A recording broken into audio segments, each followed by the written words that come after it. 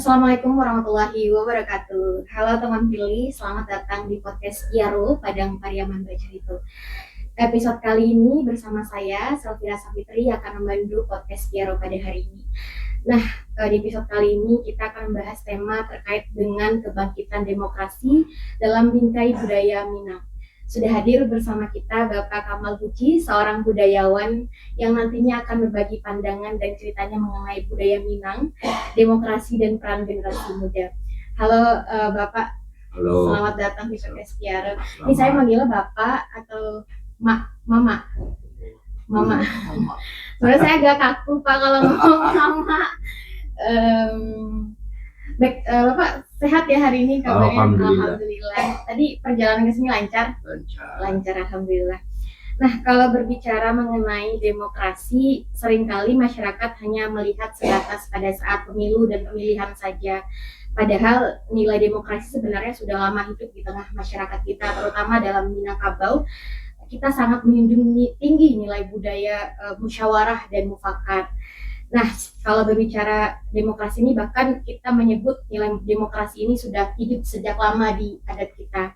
Nah, menurut pandangan Mama sendiri, bagaimana budaya Minang ini memaknai demokrasi itu seperti apa? Seperti kalau kita lihat budaya Minang ya. Yang dikatakan budaya itu kan adab. Ya, adab perbuatan yang disesuaikan dengan syarat. Nah, itu namanya budaya kan, perbuatan. Kalau sini budayanya banyak tuh kan. Jadi adab tuh asli musyawarah. Yang dikatakan asli musyawarah itu sesuai dengan syarat. Itu yang dikatakan demokrasi. Berarti tadi demokrasi itu lahir dari budaya seperti itu ya Pak? Nah, kemudian menariknya lagi dalam tradisi Minang kan keputusan penting biasanya lahir dari diskusi dan mufakat bersama, bukan sekedar siapa yang kuat, siapa yang paling berkuasa, siapa yang paling banyak uangnya gitu. Nah, menurut pandangan Mama sendiri, apakah nilai itu masih ada nggak Pak Kimiko Tarasul, nilai-nilai itu? Masih. Tapi kalau kita bandingkan dengan cerita orang lama ya, karena latih masuknya globalisasi zaman sekarang kan, agak tergeser. Ya, aturan-aturan yang ada di undang-undang negara mulai itu nggak tergeser. Kalau dulu kan itu tuh adat selingkan nagari memang kuat. Jadi kalau sebenarnya itu dilaksanakan, syarat mengatur adat memakai itu tak terlepas dari kata-kata agama. Kata syarat itu kata Tuhan, nah itu yang dipakai dalam kehidupan sesuai dengan agama. Nah, jadi itulah hasil musyawarah. Sebab Mamak berajo hasil musyawarah. Hasil musyawarah berajo kenapa dan nampana berajo kenaci. Berarti masih ada, tapi agak tergeser sedikit. Agak tergeser di kemajuan zaman teknologi. Apakah itu tuh bisa dikembalikan lagi enggak Pak? Pergeseran tuh dikembalikan seperti semula? Serasa bisa. Kalau betul-betul kita mengamalkan adat selingkan nagari yang berperan penting. Petinggi adat itu kan Niniak Mama. Jadi aturan pemimpin yang tertinggi di Minangkabau itu Niniak Mama. Kalau Niniak Mama itu menjalankan tentang adat tadi, itu bisa terlaksana. Jadi pembinaan ini yang langka di daerah-daerah Minangkabau. Berarti langkahnya pembinaan. Itu ya pembinaan ke generasi muda, seperti sekolahan. Itu harus dimasukkan pelajaran Minangkabau. Itu harus ada. Sekarang nggak ada lagi. Udah, saya dulu sekolah ada Pak. Ada Pak. Sekarang nggak ada lagi. Seperti saya selalu daerah-daerah Pulau Jawa ya, Sunda. Masih dia memperankan bahasanya, belajar bahasa Sunda. Sekarang orang Minang tuh banyak lagi dari baru merantau dia bahasanya sudah beda kan. Dulu saya pernah sekolah di Jawa, nah Pak. Jadi teman-teman tuh kalau di Jawa itu kan tata keramanya sangat tinggi gitu. Bahkan untuk bahasa, kalau kita kan berlaku bahasa non-ampe, di Jawa pun juga ada seperti itu. Tapi mereka masih menerapkan itu kepada dalam itu keluarga misalnya masih menerapkan bahasa. Cuman itu tuh sekarang agak bergeser mungkin. Bergeser karena kemajuan zaman. Sebab orang memicu bukan itu sekarang. Dan kekuasaan dan uang. dan orang mengejar dunia kan, maka tidak salah kebenaran. Ya, karena tema kita kan berkaitan dengan kebangkitan bangsa. Kita juga tidak lepas dari tokoh-tokoh besar dari Minangkabau ya Pak, kayak Muhammad Hatta, Sultan Syahrir, yang membawa perubahan lewat pemikiran dan intelektual. Orang Minang ini kan terkenal dengan tingkat intelektualitas yang tinggi ya Pak, berpikir yang kritis gitu. Kemudian menurut Mama sendiri, apakah semangat politik yang cerdas dan beretika ini seperti yang digaungkan oleh tokoh-tokoh yang terkenal itu masih ditemukan pada hari ini? Kalau saya rasa emang sulit. Seorang warga negarawan itu kan di zaman dulu ada, betul-betul dia mempertahankan negara. Ya betul-betul dia mempertahankan hak dan batil yang jelas. Akhirnya nggak sulit. Sulit tapi bisa ya Pak? Tapi bisa. Kalau kita bisa, kembali kita di Minangkabau kita bersuku, Nini Mama itu betul-betul dia betul-betul membimbing kemenakannya. Dan memang kuatnya membimbing kemenakan. Tapi pernah dengar Pak pepatah yang kemenakan anak di pangku, kemenakan di ginjang. Itu kan pelecehan. Ada perubahan seperti itu sekarang. Karena ada perubahan-perubahan itu maka terjadi kata-kata itu. Iya. Jadi sebenarnya itu bisa dikembalikan lagi ya Pak? Bisa. Bikin adat selintah nagari. Gue pernah dalam negari aturan adat. Sekarang yang banyak aturan adat itu kan visual-visual. Misalnya seni budayanya, misalnya ada alit negari, ada silet. Tapi makna dari silet alit negari itu orang nggak paham sekarang. Itu yang sulit. Cuman seremonial. Seremonial yang banyak kan. Iya, mereka tidak memaknai. Tidak memaknai. Sebab itu orang yang belajar adat memang sulit sekarang. Tapi yang belajar kata pepatah petitih, kata susun banyak yang pandai. Tapi tidak dimaknai dengan baik. Isinya apa itu adat? Itu yang tidak pernah belajar. Iya. Nah, kalau sekarang kan ruang diskusi kita justru dipenuhi dengan perdebatan yang keras gitu. Bahkan perbedaan politik misalnya bisa membuat hubungan kita menjadi renggang. Bahkan di keluarga bisa bercakap gara-gara beda pilihan politik. Nah, padahal dalam budaya Minang tuh ada pepatah kuliah gitu bahasa lisyah tapi usah bacarai. Menurut Mama ini seberapa relevan nilai itu bisa menjaga persatuan saat ada pemilu dan pemilihan? Itu tergantung di pemahaman masyarakat. Maka dalam pemilihan ini, dalam pemilu ini, itu tuh apresiasi ke masyarakat. Makna dari pemilihan dan pemilu ini memang nggak jarang. Sebelum kita pemilu, kita apresiasi kepada masyarakat, selalu ada penyuluhan terhadap masyarakat. Itu yang nggak jarang kan. Kalau masyarakat itu paham, tak terjadi apa-apa. Kan tidak pahaman dengan itu. Bahkan bisa berselisih paham karena perbedaan. Berarti tadi kita membahas tentang budaya, kita sudah sejak lama mengajarkan bagaimana berbeda pendapat itu tanpa harus bermusuhan. Beliau beda-beda tapi jangan membacakan apa. Tapi di sisi lain kita juga melihat polarisasi di masyarakat itu makin terasa bukunya gitu.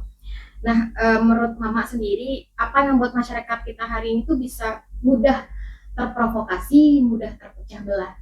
Ya, pengaruhnya mudahnya terjadi pecah belah.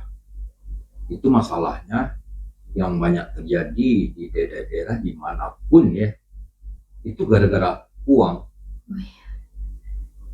Coba netral, betul-betul belajar kan, betul-betul kita awasi kepemiluan ini ya, demokrasi ini tanpa uang dengan ikhlas, dengan pemahamannya tidak terjadi.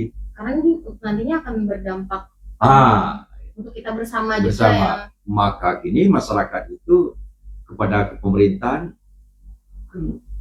tidak menjunjung tinggi seperti dulu kan. Seperti dulunya tuh seperti apa? Kalau dulu ya, di bawah penjabat tuh dia betul-betul mengamalkan tentang kepenjabatan, betul-betul dia seorang warga negara, memang dihargai. Betul-betul dihargai. Jadi kata-katanya itu amanah, bukan kata-kata yang bohong. Ini yang banyak melenceng, jadi kepercayaan itu mulai merenggang. Jadi ada terpisah seperti ini sekarang ya. seorang pemimpin negara, seakan negara itu ada rakyat. Kalau tidak ada rakyat, tidak ada negara. Inilah terpisah rakyat, negara, pemerintah. Terpisah-pisah. Jadi penyatuan yang tiga ini yang penting. Nah, ibarat Minangkabau yang telah terpisah begitu pula. Yang terpisah ahli ulama, Tigo Tungku sejajar. Itulah mulai terpisah. Kalau Tigo Tungku tidak sejajar lagi, kita memasak tidak enak masakan. Itu yang terjadi. Jadi sejalan dia. Harus sejalan. Ya. Bagaimana caranya biar tiga ini tuh sejalan, Pak, menurut pandangan Bapak? Iya, sejalan, Pak. Karena nenek mamanya telah berkiprah ke yang lain, bukan memimpin kemenakan lagi. Dan pemerintahan kenegaranya bukan betul warga negara, betul-betul rakyat. Betul mengayam rakyat susah juga. Dia karena uang juga kan. Berarti kita sebagai masyarakat tuh harus cerdas juga ya Pak? Harus. Ya.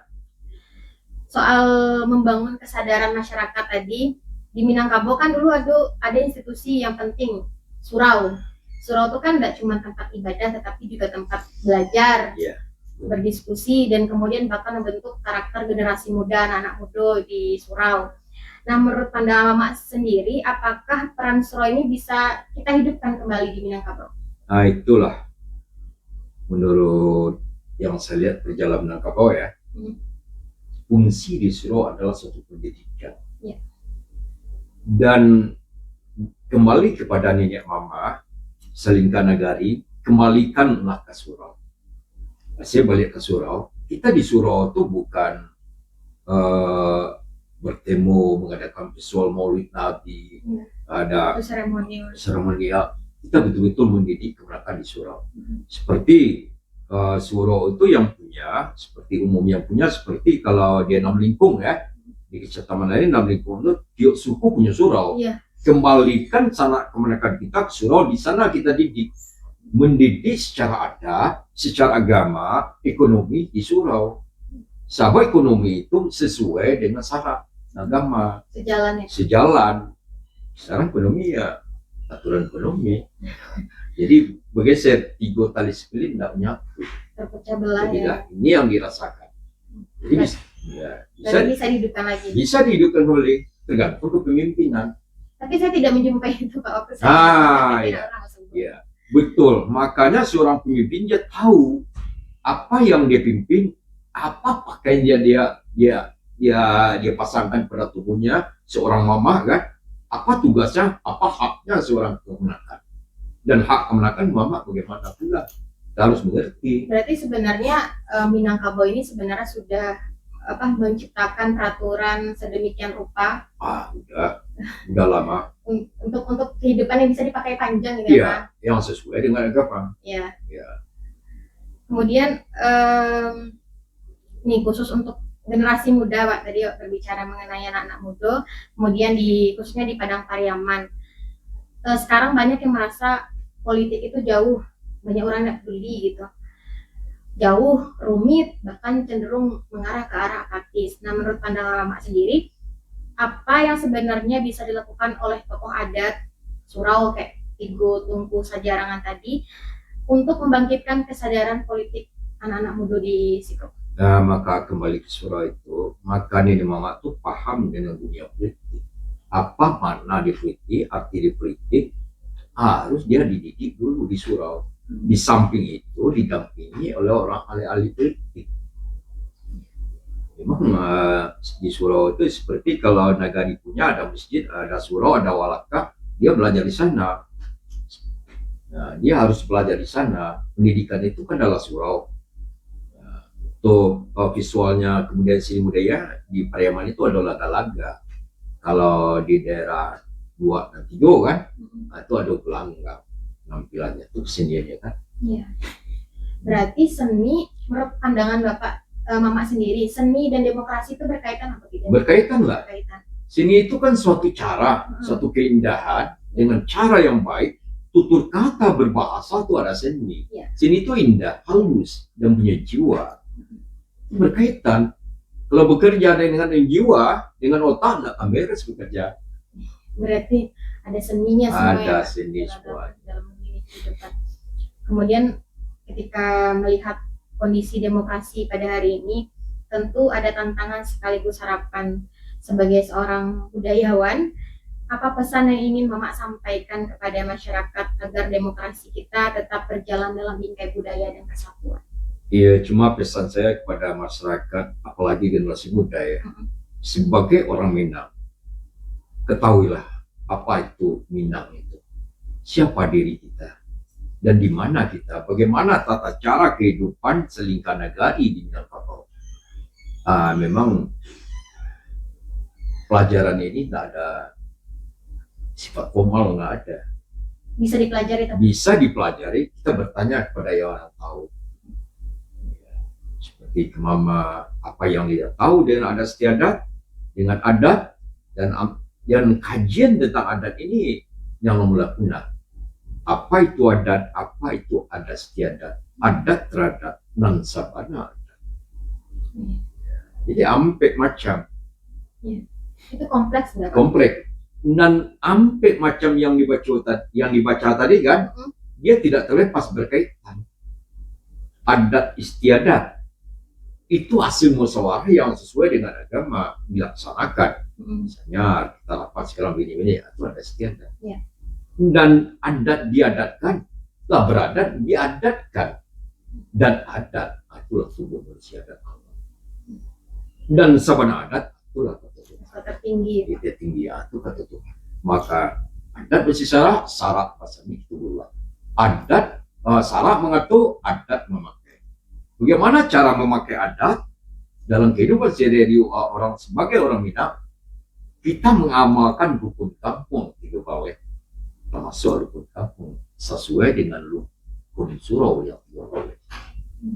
Apa contohnya rukun kampung? Salah satu, kalau bakat to yang di bawah, mandi di bawah, bakat to di bawah, mandi di bawah, bakat to di bawah.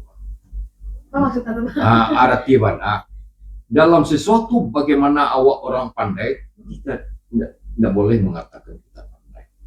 Ya. Jadi mendulukan yang dahulu seperti kato nanampe. Kato nanampe misalnya kato nampe, kato manurun, kato manaki, kato malereang, kato mandata. Pelaksana nih, kalau dilaksanakan telah beradat. Tapi tidak dilaksanakan tidak beradat. Nah, awak dalam bingkai adat ya, awak kurang lebih kayak tapi tidak mengamalkan adat tadi dalam berkata, dalam berkata dan dalam perbuatan. Ya. Harus sejalan. Berarti tadi intinya untuk membangkitkan nilai budaya Minangkabau ini mungkin mengembalikan peran surau. Kemudian pelajaran BAM di sekolah. Kalau di sekolah masukkan ke BAM. Ya. Tapi yang belajar di BAM ini, yang mengajarnya bukan guru-guru yang di sekolah, betul-betul orang ahlinya. Kalau ahlinya dikembalikan pada ahlinya, dikembalikan pada tempatnya aman. Seperti tentang kita belajar tentang tata Minangkabau, cari ahli tentang Minangkabau. Yang macam tu ni apa? Karena sebenarnya kompleks kalau dipelajari. Ya. Tapi bisa dipelajari dipelajari kalau kita mau. Karena tentang itu berkehidupan sehari-hari, bagaimana kita berbicara, berperilaku juga berperilaku yang baik diatur. Perbincangan sangat sangat kompleks. Dan sebagai penutup mungkin dari Mama sendiri, apa makna kebangkitan demokrasi dalam bingkai budaya Minangkabau yang paling relevan di masyarakat pada hari ini? Kalau dilihat yang terjadi hari ini, maka keberhasilan demokrasi di era ini di Minangkabau banyak sih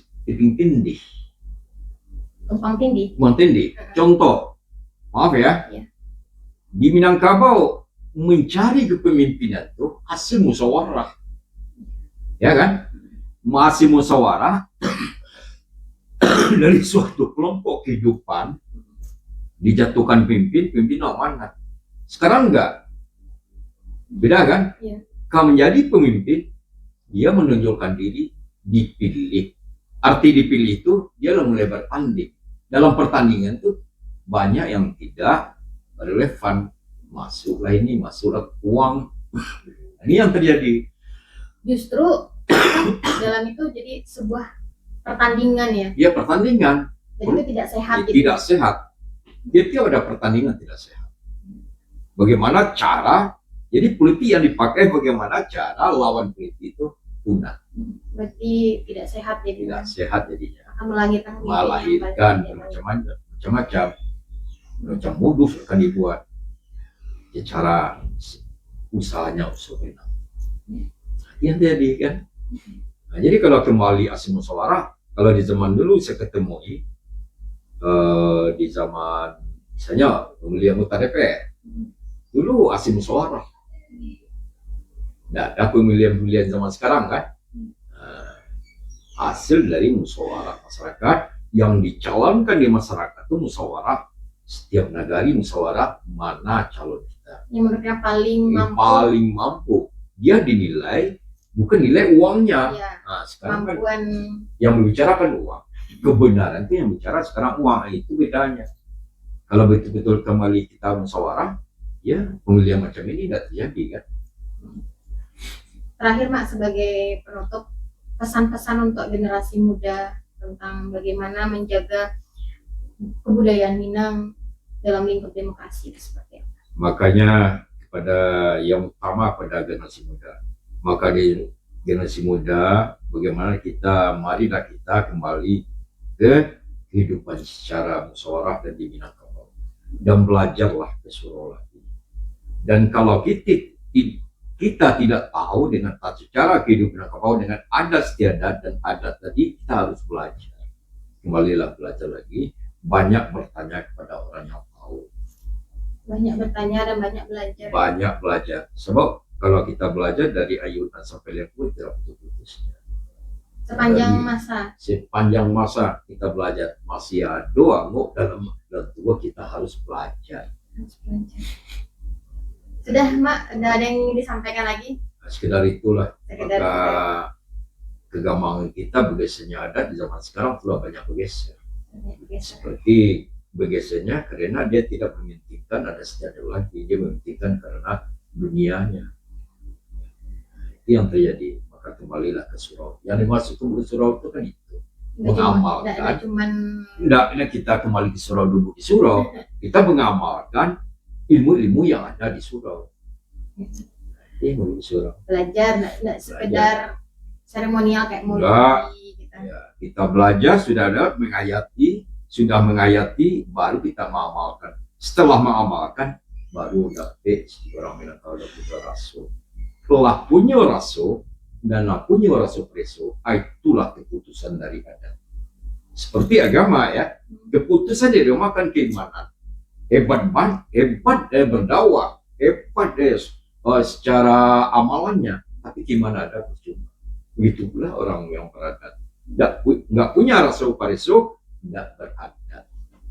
Ya, berarti harus punya rasul pareso. Nantinya muaranya adalah rasul pareso. Tinggal rasa ya. Tinggal rasul pareso yang sesuai dengan Jusara, rasul dibonai, pareso dibawa turun. Jadi dipakailah. Dan penelitian dalam tubuh aku, jadi dirasulkanlah juta, dilihat, dinala dengan otak, baru keputusan dia, baru dipreso pada orang. Baru dia dilaksanakan. Baru dilaksanakan. Ya. Terima kasih banyak Bapak Kamaguchi atas cerita, pandangan, dan pemikirannya sudah dibagikan pada podcast Piaro pada hari ini. Semoga perbincangan kita pada hari ini bisa menjadi inspirasi bagi masyarakat khususnya di Kabupaten Padang Pariaman. Semoga semangat demokrasi yang berlandaskan adat dan budaya ini terus hidup di tengah masyarakat kita, khususnya di Padang Pariaman. Sampai jumpa di podcast Piaro berikutnya. Akhir kata, tetap semangat, tetap menjaga persatuan, dan tetap cinta demokrasi. Assalamualaikum warahmatullahi wabarakatuh.